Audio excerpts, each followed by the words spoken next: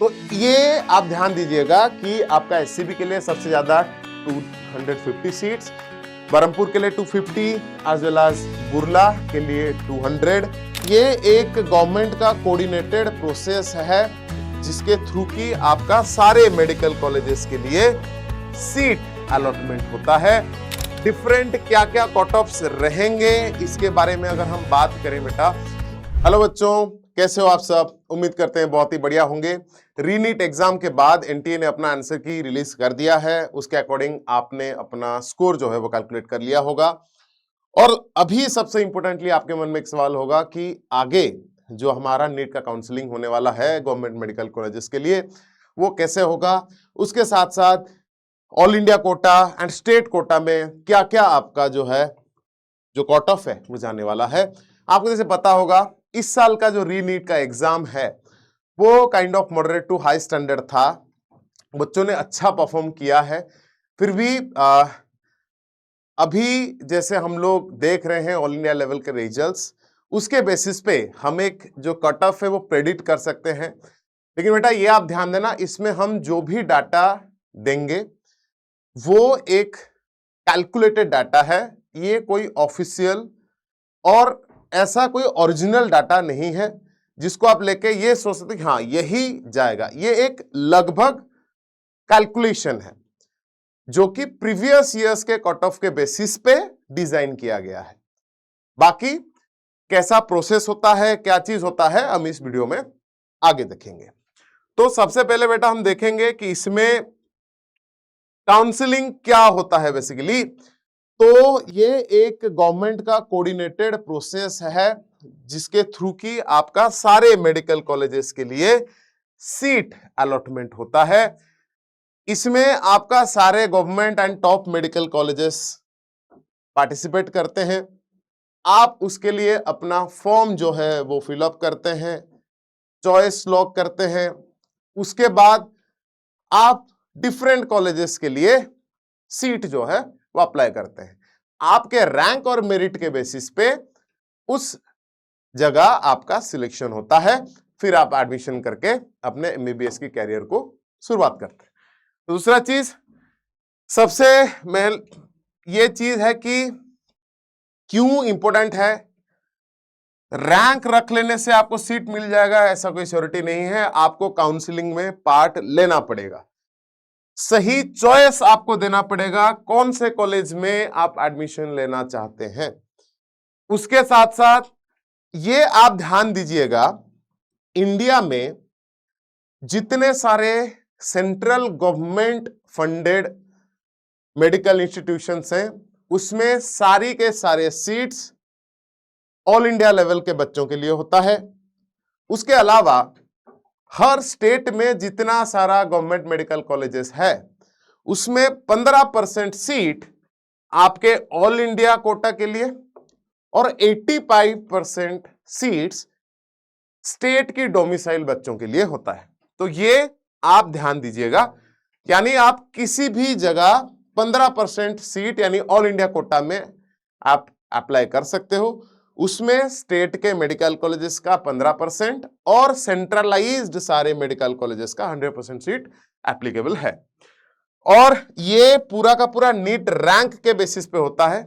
उसके साथ साथ गवर्नमेंट नॉर्म्स के हिसाब से जो कैटेगरी वाइज रिविजन्स है, रिजर्वेशन से सॉरी, उसके साथ साथ जो चॉइस आप लॉक करते हैं इसके अकॉर्डिंग इसका सिलेक्शन होता है। This is a completely online process. Selection तक जब आपका सिलेक्शन हो जाए, आपका लिस्ट में नाम आ जाए, तब आपको अपने डॉक्यूमेंट्स लेके फिजिकल वेरिफिकेशन के लिए जाना होता है। वहां पे आपका सारा डॉक्यूमेंट वेरिफिकेशन होता है and you are just get a admission on the college. And ये सिर्फ बेटा ये ध्यान देना कि एक ही राउंड में ये एडमिशन या जो काउंसलिंग प्रोसेस है वो नहीं होता, मल्टीपल राउंड्स में एडमिशन प्रोसेस होता है। ये कैसे काम करता है वो आगे हम देखने वाले हैं। तो सबसे पहले ये जैसे मैंने बताया था 15% सीट ऑल इंडिया कोटा में हर गवर्नमेंट कॉलेजेस का and as well as India के सारे जो सेंट्रलाइज्ड यूनिवर्सिटीज हैं, जो कॉलेजेस हैं, उसमें 100% सीट आपको मिलेगा एंड स्टेट कोटा 85%।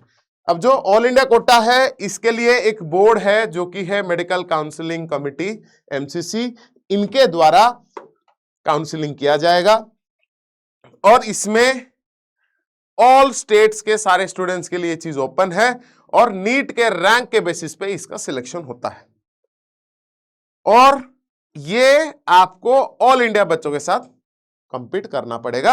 इसके लिए डोमिसाइल जरूरी नहीं है। डोमिसाइल का मतलब अगर यहां पे कॉलेज है, मान लेते हैं दिल्ली में, तो आपको दिल्ली का रेसिडेंस सर्टिफिकेट नहीं चाहिए, ये मेन चीज है।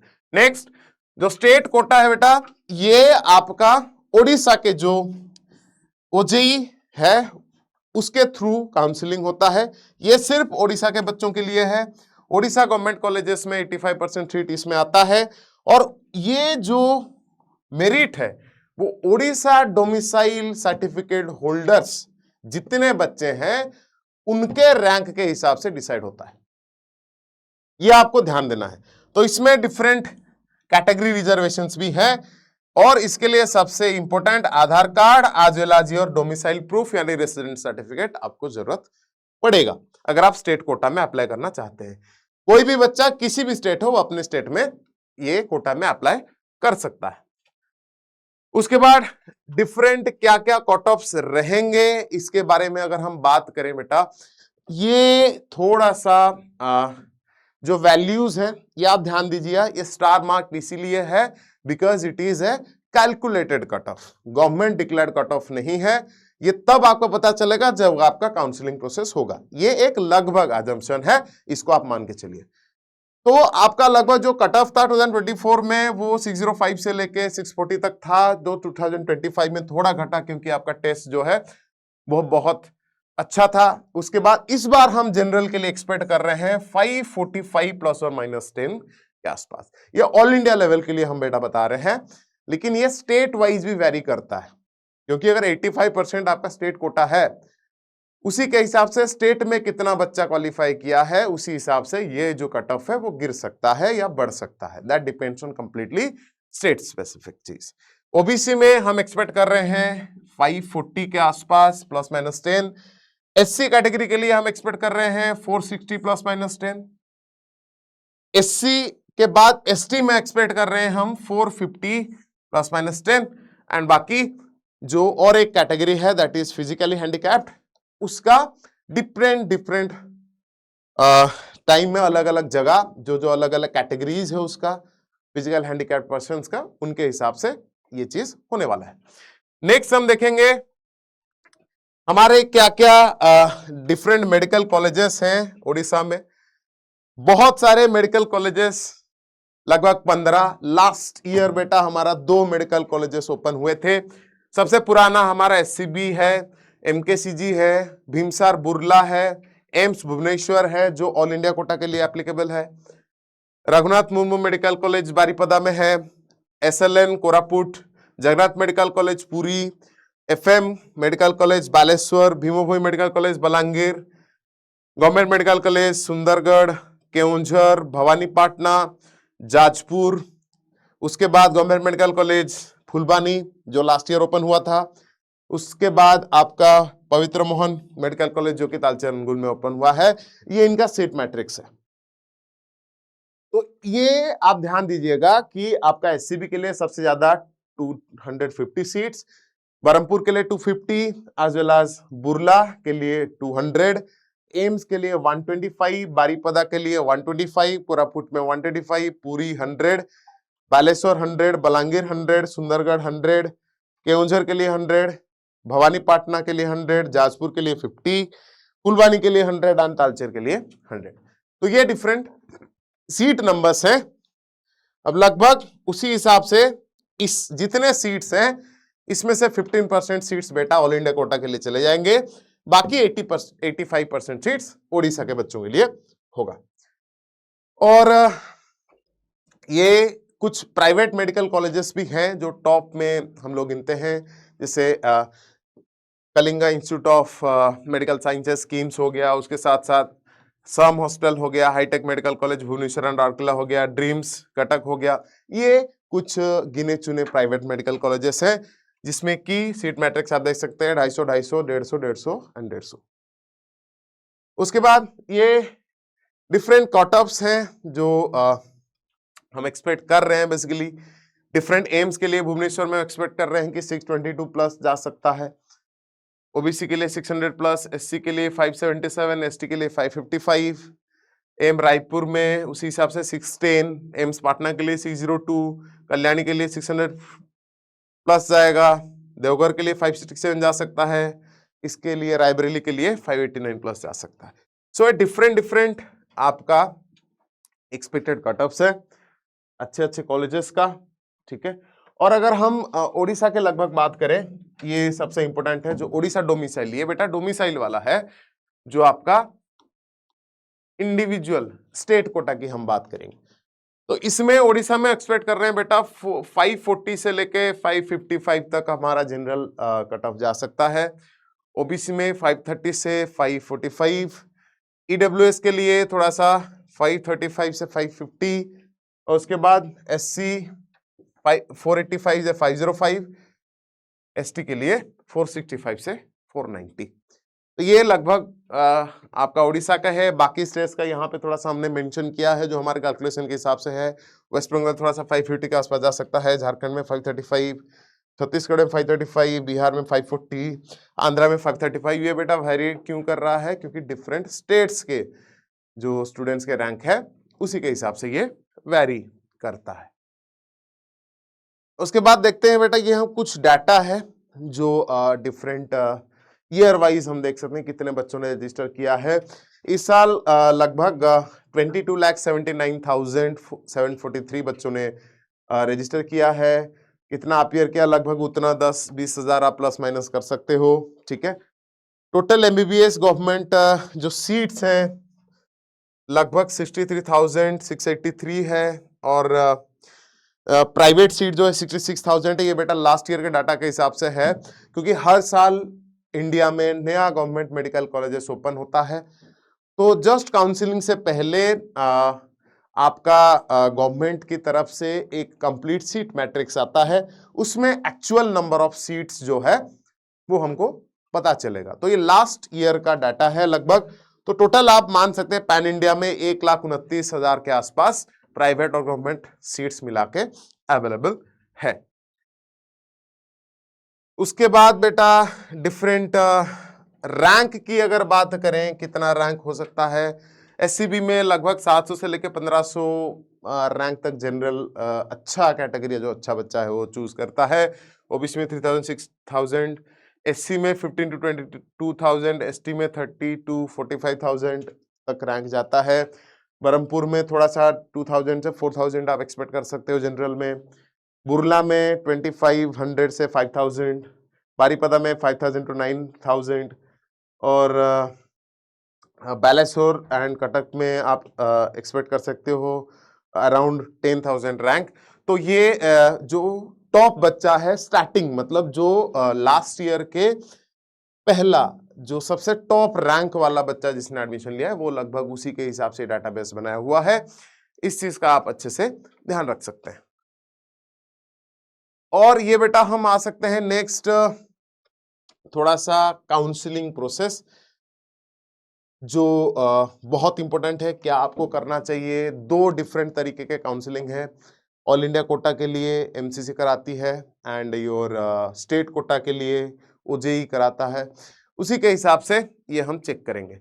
सबसे पहले mcc.nic.in, इसका लगभग आपका जो वेबसाइट है उसमें नोटिफिकेशन या एडवर्टाइजमेंट आपका या ब्रोशर या फिर इंफॉर्मेशन आपका आएगा, जिसमें आपको रजिस्टर करनी है with your NEET, roll number, score card, personal details, और लगभग 1,000 के आसपास आपको रजिस्ट्रेशन फी उसमें पे करना होता है। कोई डोमिसाइल रिक्वायर नहीं है, ये सारे स्टेट के बच्चों के लिए है। ये 15% of all seats in India जो गवर्नमेंट मेडिकल कॉलेजेस हैं उसके लिए, और नेशनल इंस्टीट्यूट के सारे सीट्स के लिए आप अप्लाई कर सकते हैं।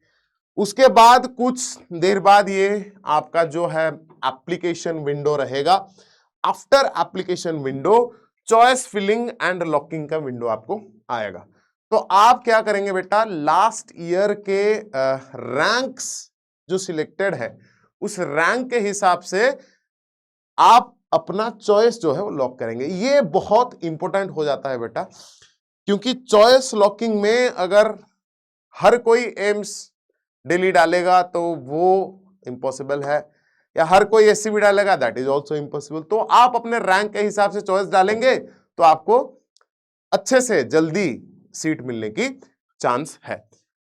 तो इसमें सारे सेंट्रल यूनिवर्सिटी सीट्स को आप डाल सकते हैं, और डेडलाइन तक, एक डेडलाइन इसमें आएगा, तब तक आप चॉइस जो है वो एडिट कर सकते हैं, क्योंकि ऑनलाइन पोर्टल आपका ओपन रहेगा। उसी में मान लेते हैं आप पहली बार में कुछ चॉइस दिए हैं, कुछ देर बाद आपको लगा नहीं हम दूसरे कोई कॉलेज के लिए उसको पहले रखेंगे, फिर दूसरा कोई रखेंगे, तो उसके बाद आप चेंज कर सकते हैं। और विंडो क्लोज होने से पहले आपको अपना चॉइस जो है लॉक करना पड़ेगा। फाइनल चेंज के बाद डेडलाइन से पहले आपको चॉइस लॉक कर देनी है।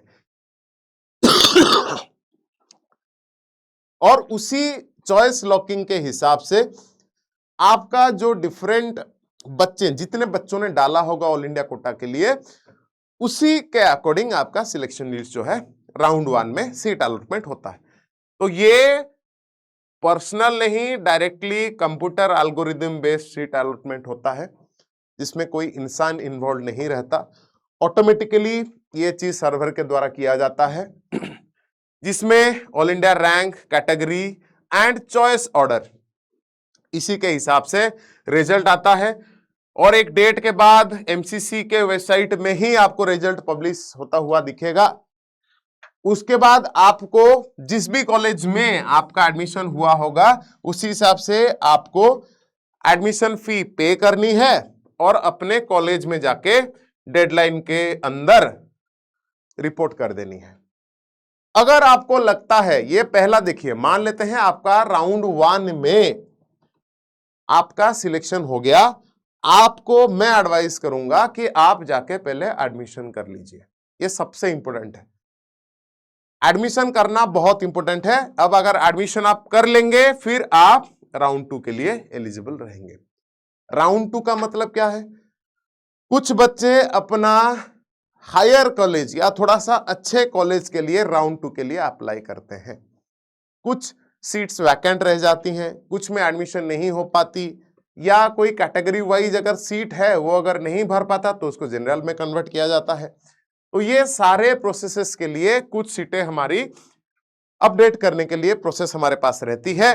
तो राउंड 2 के लिए ध्यान देना, फ्रेश एंड वैकेटेड सीट जो है वो पूल में ऐड होता है, और जो अलॉट हो चुका है वो अपग्रेडेशन के लिए, यानी एक अच्छा कॉलेज के लिए आप अप्लाई यहां पे कर सकते हैं। अगर आप अच्छा कॉलेज के लिए यहां पे अप्लाई कर रहे हैं, आपका सिलेक्शन हो जाता है वहां, तो ऑटोमेटिकली पुराना सीट आपका चला जाएगा। जो पुराना आप एडमिशन किए हैं वो आप चला जाएगा, यानी आप अपने पुराने कॉलेज से एक अच्छा कॉलेज में शिफ्ट कर सकते हैं, और यहां अलॉटमेंट भी आपको मिल सकता है। आपको तुरंत जो है एडमिशन यहां पे कर लेनी चाहिए। उसके बाद भी एक मॉपअप राउंड रहता है, अगर कोई सीट और वैकेंट रहता है राउंड 1 एंड 2 में, उसमें भी फिर से रजिस्टर्ड अनअलॉटेड कैंडिडेट और नए कुछ कैंडिडेट अगर कोई चॉइस फिलिंग नहीं कर पाया होगा, कोई प्रॉब्लम हुआ होगा, वो मॉपअप राउंड के लिए अपीयर कर सकते हैं। अब ये यूजुअली लास्ट राउंड होता है काउंसलिंग का, और बाकी अगर इस राउंड के बाद भी सीट वैकेंट रह जाती है, वो ऑल इंडिया नहीं, उसके बाद स्टेट कोटा में चली जाती है। आपको समझ में आया? यहां पे सिंपली पहला राउंड आपको चॉइस फिलिंग करनी है। अगर आपका सिलेक्शन हो गया तो आप नेक्स्ट राउंड के लिए हायर कॉलेज के लिए अप्लाई करना चाहिए। पहले सिलेक्शन के बाद आप एडमिशन कर लो, नेक्स्ट चॉइस लॉक कर देना। अगर सिलेक्शन आए तो ऑटोमेटिकली आपका सीट चेंज हो जाएगा। अगर उसमें नहीं आया है तो आप फिर अपने पहले कॉलेज में उसी हिसाब से रह सकते हैं। लेकिन ये ध्यान देना, लेकिन एडमिशन अगर हो गया है तो आपको अच्छे कॉलेज में एडमिशन अगर नहीं मिला तो वहां पे आपका सीट जो है वो कैंसिल हो सकता है। तो ये आप ध्यान देंगे। उसके बाद बहुत रेयरली मॉपअप राउंड के बाद स्ट्रे वैकेंसी निकलती है, बहुत कम नोटिस के साथ जल्दी ये एडमिशन होता है, पूरा लास्ट मिनट एडमिशन आप बोल सकते हैं। पूरा काउंसलिंग प्रोसेस खत्म हो जाएगा, फिर भी एक आधा सीट अगर बच गया है उसके लिए बहुत शॉर्ट मेथड से ये एडमिशन होता है। उसके बाद हम देखेंगे ओजेई आपका उड़ीसा वाला जो काउंसलिंग है स्टेट कोटा के लिए वो कैसे किया जाता है। तो यहाँ पे ojei.nic.in ये आपके वेबसाइट है, उसी हिसाब से आप अपना मोबाइल ईमेल के थ्रू रजिस्टर करके आपका एमबीबीएस हो बीडीएस हो उसका एप्लीकेशन, अपने NEET roll number score card personal accounting details, ये बहुत इंपॉर्टेंट है जिसके थ्रू आप इसमें रजिस्टर करके आगे बढ़ सकते हैं। डॉक्यूमेंट्स आपको क्या क्या चाहिए बेटा, यहाँ पे आपका domicile certificate is very important. आपको उड़ीसा में रेसिडेंट सर्टिफिकेट हासिल करना पड़ेगा अगर आप ये स्टेट कोटा में अप्लाई करना चाहते हैं। अगर आपके पास डोमिसाइल सर्टिफिकेट नहीं है आप इसमें अप्लाई नहीं कर सकते, आप सिर्फ ऑल इंडिया सीट में अप्लाई कर सकते हैं। इसके साथ कास्ट सर्टिफिकेट, अगर आप किसी रिजर्वेशन कैटेगरी में आते हैं, मार्कशीट्स, फोटो, सिग्नेचर, ये सब चीजें काउंसलिंग के टाइम पे करके आप ऑनलाइन फी पेमेंट कर देंगे। फिर आपका डॉक्यूमेंट वेरीफाई होगा, कोई प्रॉब्लम अगर है उसमें तो उसके लिए करेक्शन विंडो दिया जाएगा, तब आप उसको करेक्ट कर सकते हैं।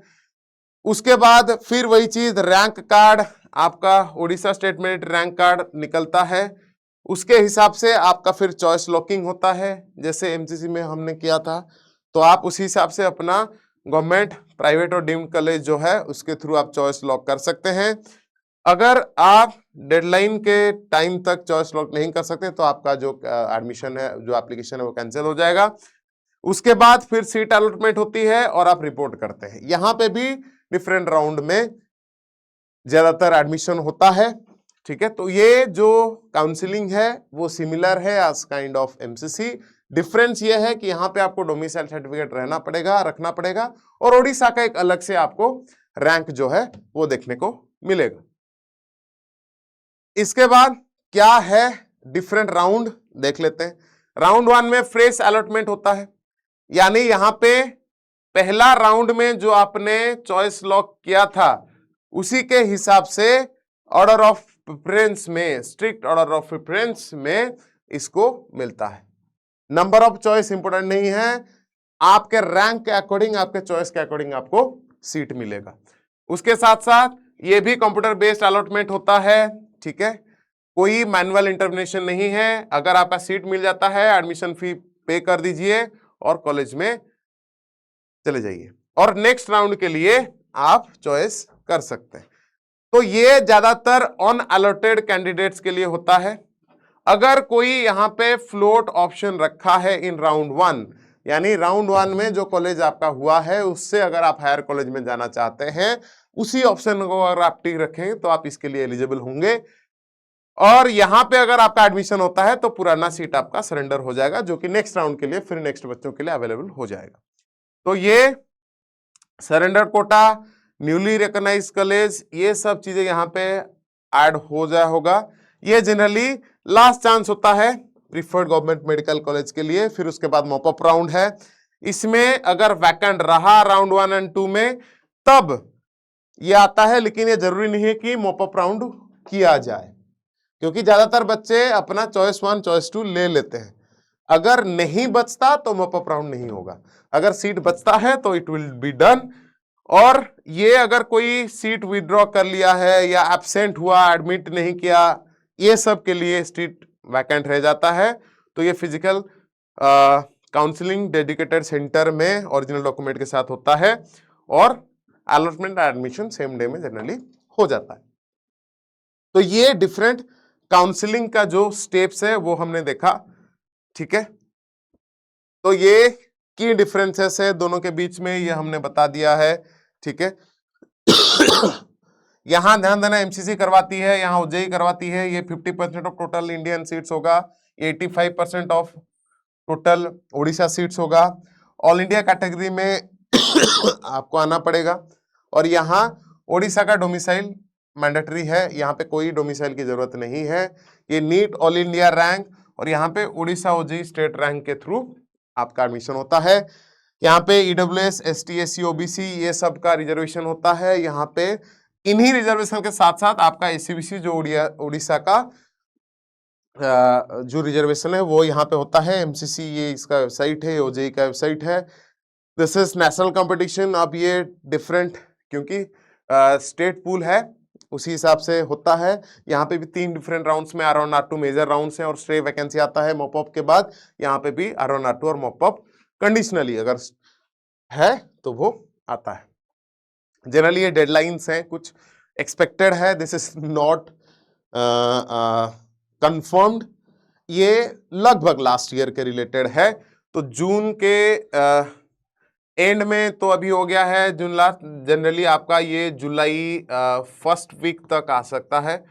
उसके बाद जुलाई और अगस्त के आसपास आपका जुलाई लास्ट के आसपास आपका रजिस्ट्रेशन स्टार्ट होगा। उसके बाद अगस्त के आसपास आपका फर्स्ट डॉक्यूमेंट वेरिफिकेशन, फिर राउंड एंड चॉइस फिलिंग अगस्त में ही हो सकता है। सीट अलॉटमेंट भी आपका अगस्त के आसपास होगा।